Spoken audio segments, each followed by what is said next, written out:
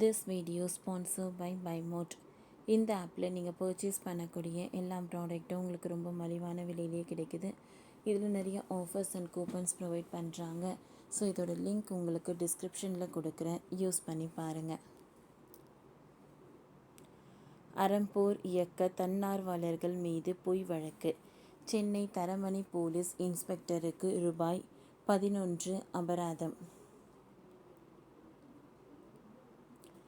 கடந்த 13/7/2019 அன்று அறப்போர் இயக்கத்தில் தன்னார்வலர்கள் 11 பேர் நீர்நிலைகளில் ஆக்கிரமிப்புகளை அகற்றி சீரமைக்கும் வகையில் அரசுக்கு பரிந்துரைக்க ஏதுவான ஆய்வு பணிக்கு சென்றவர்கள் மீது பொய் வழக்கு போடப்பட்டதாக புகார் எழுந்தது.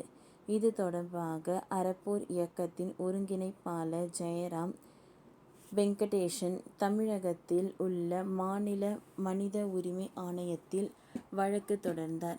இந்த விவகாரத்தில் சென்னை தரமணியில் போலீஸ் இன்ஸ்பெக்டர் மற்றும்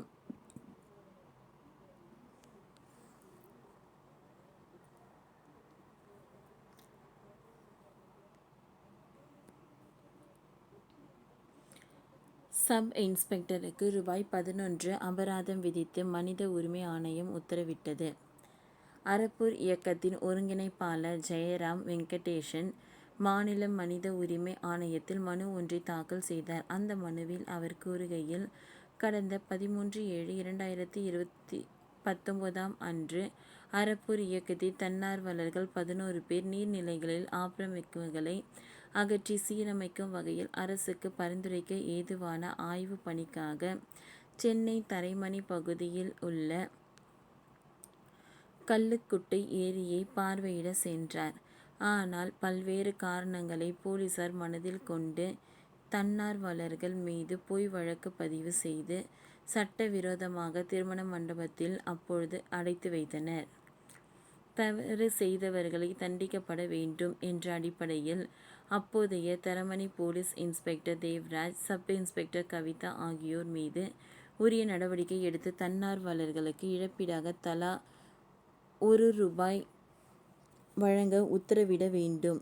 இவ்வாறு அறப்போர் இயக்கத்தில் ஒருங்கிணைப்பாளர் ஜெயராம் வெங்கடேசன் மனுவில் கூறியிருந்தார். இந்த மனுவை விசாரித்த ஆணையத்தில் உறுப்பினர் கண்ணதாசன், மனுதாரர் விவகாரத்தில் மனித உரிமை மீறல் நடந்திருப்பது தெரிகிறது. ஆனால் மனுதாரர் கோரியபடி அறப்போர் இயக்க தன்னார்வலர்கள் 11 பேருக்கு தமிழக அரசு இழப்பீடாக தலா ரூபாய் 1 வீதம் மொத்தம் ரூபாய் 22 வழங்க உத்தரவிடப்பட்டிருக்கிறது. இந்த இழப்பீடு தொகை inspector Devaraj, sub inspector Kavitha ஆகியோரிடமிருந்து தலா 11 வீதம் தமிழக அரசு வசூலித்து கொள்ளலாம் என்று உத்தரவிடப்பட்டுள்ளது. ஓகே ஃப்ரெண்ட்ஸ், இந்த வீடியோ உங்களுக்கு பிடிச்சிருந்ததுன்னா லைக் பண்ணுங்கள், ஷேர் பண்ணுங்கள், சப்ஸ்கிரைப் பண்ணுங்கள். தேங்க்யூ.